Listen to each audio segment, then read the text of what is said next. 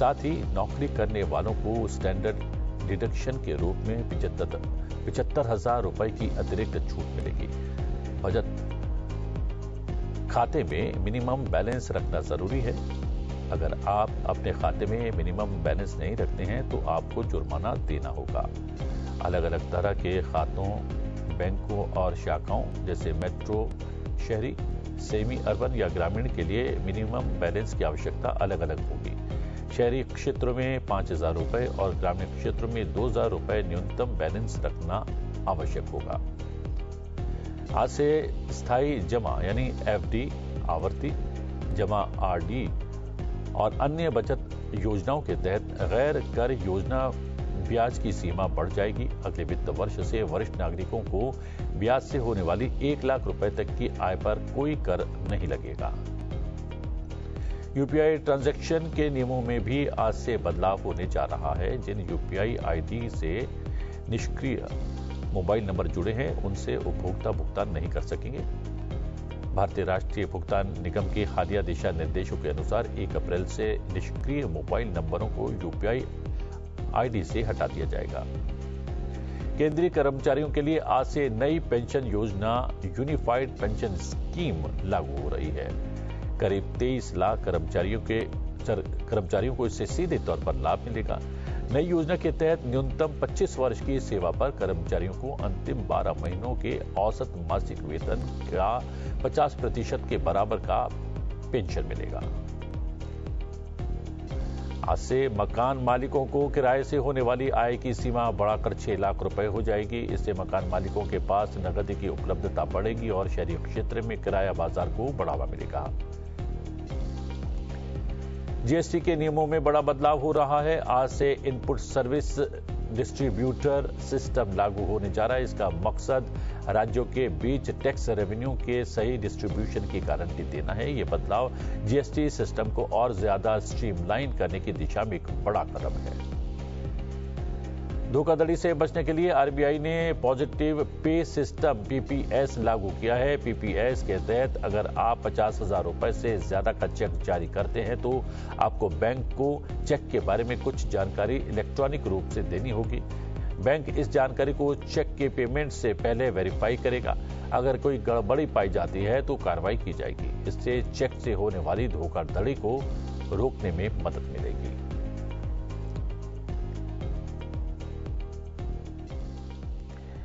वित्त मंत्री निर्मला सीतारमण आज नीति एनसीएईआर राज्य आर्थिक मंच पोर्टल का शुभारंभ करने वाली हैं।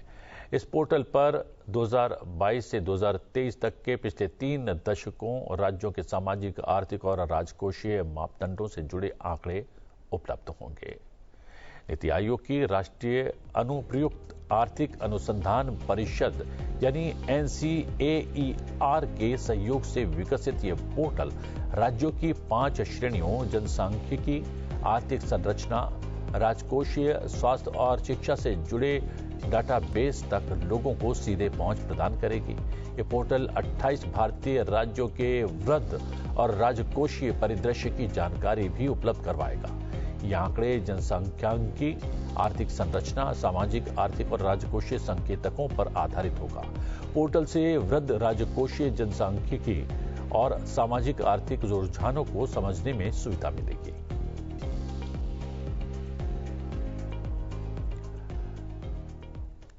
उपराष्ट्रपति जगदीप धनखड़ ने रविवार को पर्यावरण पर राष्ट्रीय सम्मेलन 2025 के समापन सत्र की अध्यक्षता की। आपको दिखाते हैं इस कार्यक्रम की कुछ खास झलकियां।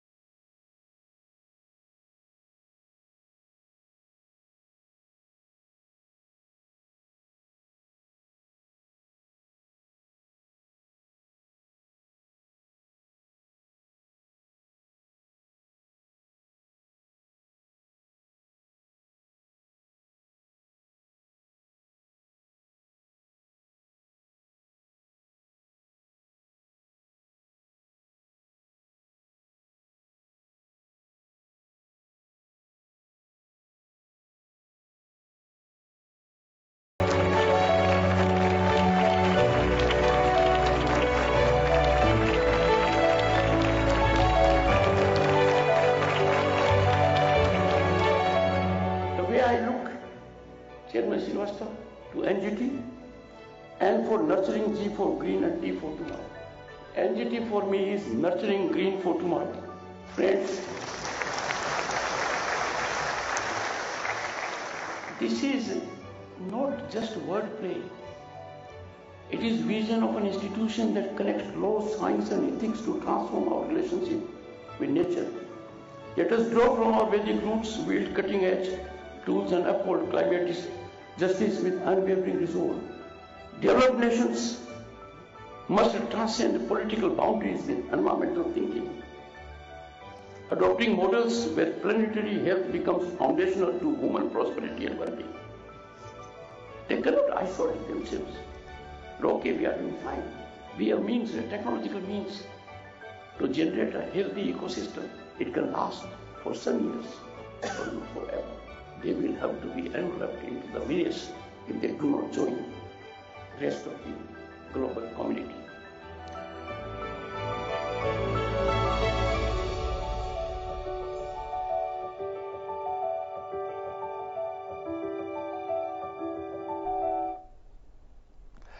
यही नहीं, उपराष्ट्रपति जगदीप धनखड़ ने नई दिल्ली के जयपुर पोलो ग्राउंड में आदित्य बिरला मेमोरियल पोलो कप 2025 की भी अध्यक्षता की। आपको दिखाते हैं इस कार्यक्रम की कुछ खास झलकियां।